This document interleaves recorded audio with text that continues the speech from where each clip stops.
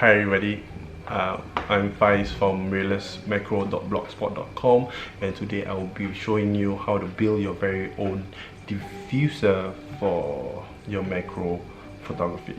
Before I begin, I would like to touch on a question that I get a lot on my blog, on my website, and even on Facebook, which is, Faiz, how do I produce a good macro photo? To me, that's a very subjective question, but if I were to answer in the simplest way I can, in my opinion, there are two things that make up a good photo, macro photo. The first is how sharp the photo is, right? So my definition of sharpness is when you look into the spider's clypeus or the face of the spider, you'll be able to see the individual hair around the eyes.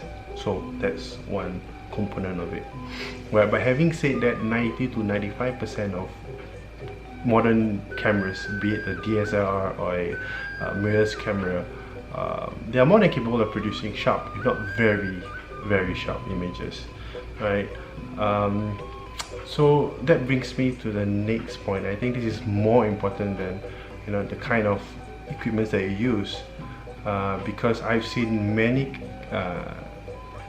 people out there rocking the best camera, the best lenses that money can buy, but their photos still fall short, because brings me to the next point, which is how well diffused your light is. I cannot stress how important this is, because like many of you out there, when I first started out, I was focusing on what camera should I buy, what lenses should I buy, without realizing that the key to a good sharp image is how well your diffuse your light is. So my definition of a well diffused light is a photo that has no hot spot. Basically, you are able to accurately control the light that is coming from the flash, and by the time it reaches your subject, the light will be evenly distributed onto the subject. A little disclaimer here, okay, I did not come up with the concave diffuser design. So basically, what I want you to focus on is this thing right here. This is the one that I'll be teaching you how to make, the concave diffuser. Alright, this is optional. The only reason why I have this is because I am too lazy to adjust the exposure compensation dial here, right? Because the idea is a diffuser is supposed to spread the light, not cut the light. This is the major point that I have to make. This is optional, obviously, right? So what is important is this. So how it works is that the light that comes from here, from the flash head, will bounce off the reflector, and then reaches the first diffuser, cut off a bit of the light, and by the time it reaches, this is where the magic happens. The light will be evenly distributed and focused onto the subject in front. Simple as that. Without further ado, let's start with the tutorial.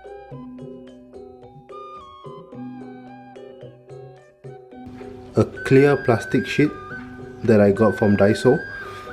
This is marketed as a chopping board, but essentially it's a clear plastic, thin one. Make sure that it is translucent and colorless. Second item is the foam. This is actually used to line the inside of drawers. Again, I got this from Daiso for $2. Make sure it is colorless. Next is the glue that will put everything together.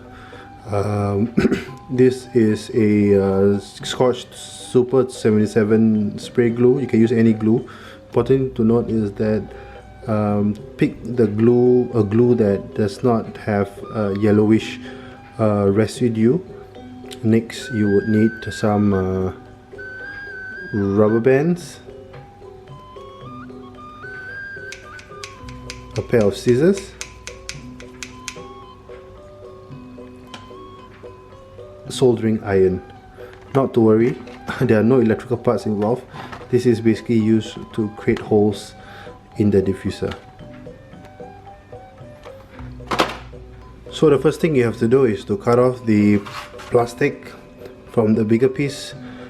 The dimension for this is roughly about 17 or 18 centimeters to 23 or 24 centimeters in length.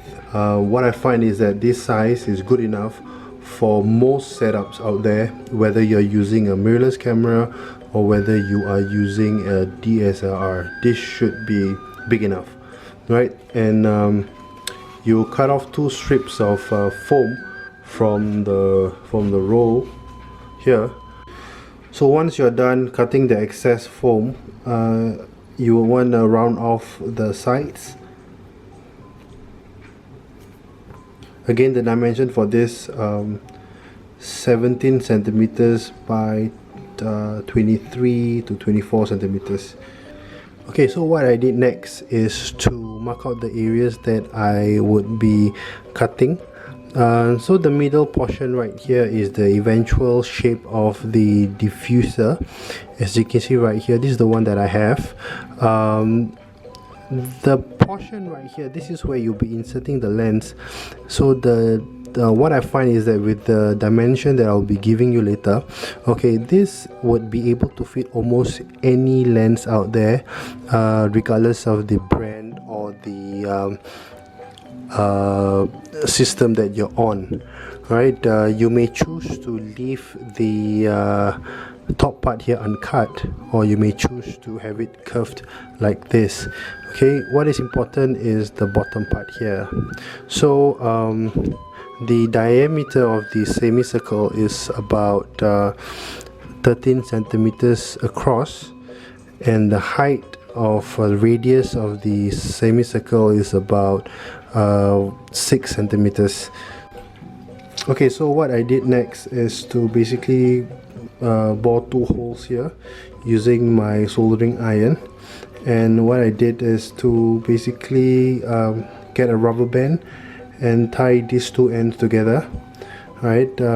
So depending on the size of the lens, because this is stretchable, it doesn't matter if it's a Canon L lens or a small lens like mine, because the beauty of this is that this would fit, this would be able to stretch and fit any lens. So basically how you attach this is very simple. So what I have on my lens right here, I have a step-up ring that I attach onto the lens, and so by having that, it would actually prevent the the diffuser from falling off, as you can see right here.